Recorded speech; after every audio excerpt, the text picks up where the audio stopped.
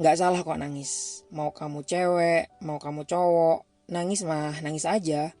Luapkan perasaan sedih kamu dengan menangis. Dan ini pasti melegakan. Tujuan kamu ke sana bukan untuk mengenang si dia, tapi malah untuk bertemu dengan diri kamu sendiri yang sering kesana sama dia dulu. Momen tersebut bisa kamu manfaatkan untuk berdamai dengan diri kamu sendiri.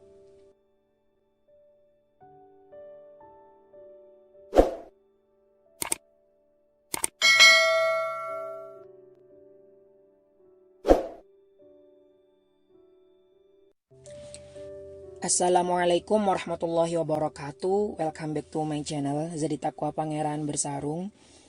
Buat kalian yang baru bergabung dalam channel ini, nggak ada salahnya dong kalau channel ini di subscribe biar aku lebih semangat lagi buat video yang lebih bermanfaat, buat video yang lebih bagus lagi. Jangan lupa kritik dan sarannya silakan ditulis di kolom komentar ya. Mau juga dong ini di like. Dan kalau kalian gak keberatan, mau juga dong kalau video ini di share ke sosial media yang kalian miliki. Dalam episode kali ini aku mau sedikit ngasih tips buat kalian semua tentang cara-cara mengobati patah hati dalam 24 jam. Setelah dengerin podcast ini, nggak menjamin kamu bakal langsung move on dan lupa sama patah hati yang kamu rasakan. Tapi bukan berarti nggak perlu dicoba. Cobalah, siapa tahu ampuh. Patah hati itu sepaket sama jatuh cinta. Karena jatuh cinta itu adalah kepada siapa kita bersedia patah hati. Begitu kan katanya. Setiap jatuh cinta bakal berpasangan sama apa yang namanya patah hati. Dan sebabnya pun beragam. Ada yang karena udah gak sejalan, sama-sama udah gak ada rasa atau bahkan ditinggal nikah, dan masih banyak lagi yang lainnya. Dan apapun alasannya, patah hati selalu bikin kita terluka, sedih, dan semacam hilang arah. Itu sangat manusiawi. Wajar banget kalau kita ngalamin yang namanya patah hati. Ya namanya juga hidup kan. Meski begitu, bukan berarti kita bakal selamanya mengalami patah hati.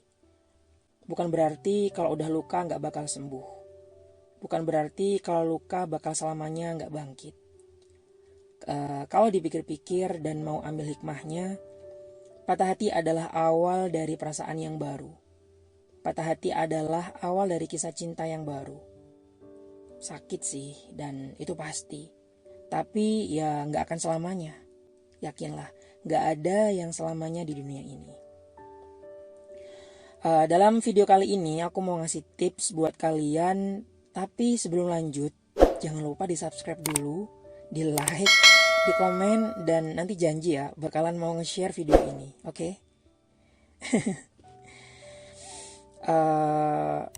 Cara mengobati patah hati dalam 24 jam. Yang pertama adalah cerita ke orang lain soal patah hati kamu.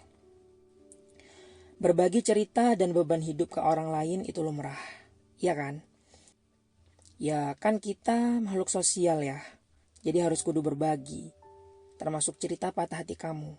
Tapi coba pilih orang yang tepat, jangan cerita ke orang yang gak netral.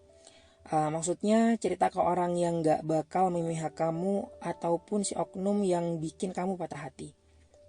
Tujuan dari kamu cerita adalah bukan untuk cari pembelaan, tapi untuk mengungkapkan segala perasaan. Meski gak bakal mengubah kondisi dan keadaan, setidaknya dengan bercerita perasaan kamu jadi lega. Yang kedua, beraktivitas seperti biasa. Ya, patah hati emang bikin gak mood buat ngapa-ngapain. Tapi jangan biarkan kesedihan kamu bikin kamu jadi gak produktif.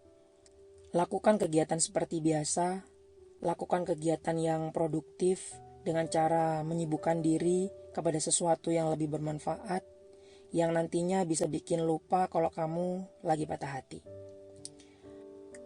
Dan selama masih bisa produktiflah. Yang sekolah ya tetap sekolah, yang kuliah tetap kuliah, yang kerja tetap kerja, tetap makan siang sama teman-teman, tetap ngetawain kelakuan ajaib teman sebelah kamu, tetap nyinyirin orang di medsos. Jangan ya. Pokoknya lakukan hal-hal yang biasa seperti biasanya, dan lakukanlah seolah-olah kamu itu memang sekarang lagi gak patah hati. Yang ketiga, datang ke tempat favorit kamu sama si oknum, sama si dia yang pernah bikin kamu patah hati. Cara ini bisa kamu lakukan ketika kamu udah selesai berkegiatan. Jadi kegiatan kamu akan tetap beres tanpa harus menunda pekerjaan atau tugas yang lainnya. Datanglah ke tempat favorit kamu dan dia yang bikin patah hati itu. Misalnya kamu sama si dia suka makan mie ayam di pinggir jalan, ya datanglah ke sana. Beli mie ayam kayak biasanya. Makan aja kayak biasanya. Terus gimana dong? Bukankah ini akan semakin menambah kegalauan? Enggak, bukan. Tujuan kamu ke sana bukan untuk mengenang si dia, tapi malah untuk bertemu dengan diri kamu sendiri yang sering ke sana sama dia dulu. Momen tersebut bisa kamu manfaatkan untuk berdamai dengan diri kamu sendiri. Berdamai kalau kamu dan dia nggak bakalan bisa bersama-sama kesini lagi. Berdamai kalau kalian udah nggak bisa bareng-bareng karena kesalahan dan keputusan bersama. Sekaligus ngasih tahu diri kamu sendiri bahwa kondisi kayak gitu nggak masalah. Jadi intinya dari tips yang ketiga ini adalah challenge ya. Ini adalah challenge buat diri kamu sendiri bahwa kamu harus siap menerima kenyataan dan memang kamu sudah siap menerima kenyataan. Jadi gitu. Yang keempat, bangun suasana galau yang mendukung. Loh kok? Maksudnya begini. Bangun suasana galau yang mendukung misalnya dengan bikin playlist atau nonton film yang bikin kamu sedih kebangetan. Sedih banget.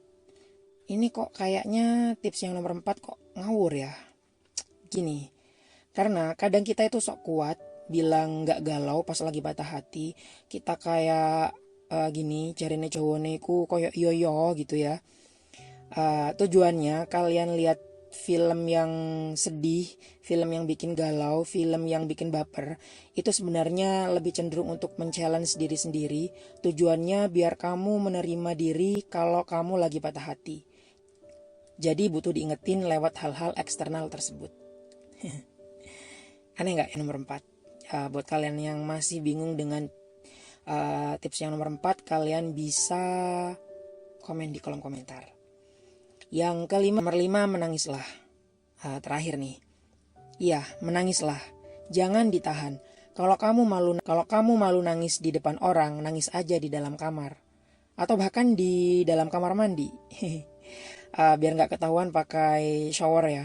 Sambil ngidupin shower gitu. Gak salah kok nangis. Mau kamu cewek, mau kamu cowok, nangis mah nangis aja. Luapkan perasaan sedih kamu dengan menangis. Dan ini pasti melegakan. Tapi pas nangis gak usah pamer ke media sosial ya.